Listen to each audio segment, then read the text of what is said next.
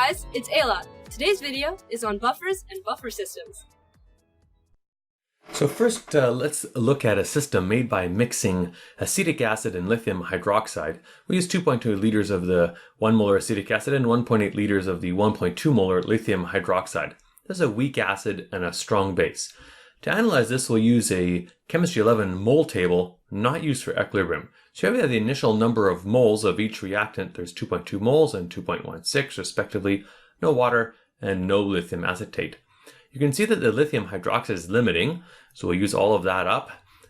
So we'll subtract 2.16 moles from both it and the acetic acid and create 2.16 moles of both water and lithium acetate. Here you can see at the end the number of moles of each reactant that will be left over and those moles of product will be produced. As you can see, there'll be 0.04 moles of the acetic acid left over and 2.16 moles of the acetate ion. That is a weak acid and weak base equilibrium system. So here let's analyze the resulting equilibrium after the strong base has been all used up. That gets us here the acetic acid and acetate ion. Ka for this is 1.8 by 10 to the minus 5. Here we'll use a proper ice table for equilibrium, starting with a 0.04 moles of acetic acid in 4 liters and 2.16 moles of the acetate ion also in 4 liters. There'll be no hydrogen ion to begin with, and the system is going to shift to the right. Why? Because there's no hydrogen ion, and of course we can't have a concentration less than 0. So to the right we go, and we wind up with 0.54 plus X on the acetate ion and 0.01 minus X for the acetic acid. Here we'll write the Ka expression for this, and quickly put in the proper concentrations, and substitute our values here from the above equilibrium line. I think we'll just use a little calculator magic. I've done it already to save you some time, and we'll find the hydrogen ion concentration is 3.33 by 10 to the minus 7 molar. So I'll use a little calculator technique that you know from before. The pH will be the negative log of the hydrogen ion concentration. It's the negative log of that 3.33 by 10 to the minus 7 molar. And the pH of this system will be 6.477. Now this leads us to buffer systems, the topic of today's actual lesson. What we were just looking at. Then, acetic acid and acetate ion, that was a buffer system. So that is to say, any solution containing both a weak acid and its conjugate base in appreciable concentrations has this name of a buffer. Okay, and these systems can either absorb protons or hydroxide ions, and because they can absorb protons or hydroxide ions, then they can resist pH changes. Here's a schematic view of such a system, and there's the weak acid. Here we go, releasing protons, and there's its conjugate base. Typically, we use a soluble salt of the conjugate base to get this conjugate base anion here in appreciable quantities. So Ha will be the weak acid, and A minus will be the conjugate base. So we can find buffers in many places. You can certainly find them in your body and in living systems. One of the buffers that's well known in your body controls pH so that your hemoglobin will function properly. That's the bicarbonate ion buffer system, and there's another one as well.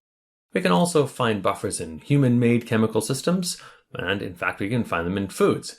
Here's a very good example. In Country Time lemonade you find both citric acid and sodium citrate. And that's a weak acid, weak base buffer system. Country Time lemonade is a buffer. In fact, this is the buffer behavior that you see the acetic acid on the left, and here we have the conjugate base on the right hand side. This has a Ka of 7.1 by 10 to the minus 4. It can absorb or release protons. That keeps the lemonade with just the degree of acidity to give it the flavor you like and not be so acid that it hurts your mouth or stomach when you drink it. So let's consider a general system. This is the weak acid and its conjugate base that we looked at just before. It has a Ka value that we know. So writing the acid-base equilibrium expression here, we get this one. And if you just don't mind, I'll move the H plus ion a little bit out to the front here and then take the log of both sides. So taking the log of the Ka gets you the negative pKa. Remember, P is the negative log of something. So it's the negative pKa. Log of the hydrogen concentration, that's the negative pH, and log of the weak base over the weak acid ion concentrations here at the end. So we'll reverse the pKa and the pH, and we wind up with this very interesting expression here for the pH of the system. And this is called the Henderson-Hasselbalch equation, developed independently by both Henderson and Hasselbalch. One of those nice coincidence in science where two people get credited for the same discovery, and it predicts the pH of buffer systems. So let's try our new Henderson-Hasselbalch equation on the buffer system we started our lesson with today, and we'll make a buffer out of that 0.01 molar acetic acid and the 0.54 molar lithium acetate. Remember, that's the one we started off with today's lesson. So here's those concentrations, the ones after the strong acid or strong base was all used up. And we'll say here the pKa, or the pH is the pKa plus the log of that conjugate base over conjugate acid concentration. Well, P is the negative log of, so the negative log of 1.8 by 10 minus 5. And here we have the log of 0.54 over 0.01. And if you do these numbers, you get that the pH should be 6.477, which is, lucky for us, exactly the same as when we calculated before. So thanks everyone. You can see how this is working, and we'll get into it a little bit more next time. Do be sure to have a look at the next two videos and stay tuned for our next lesson, lesson 22, acid-base titration, a famous topic in chemistry.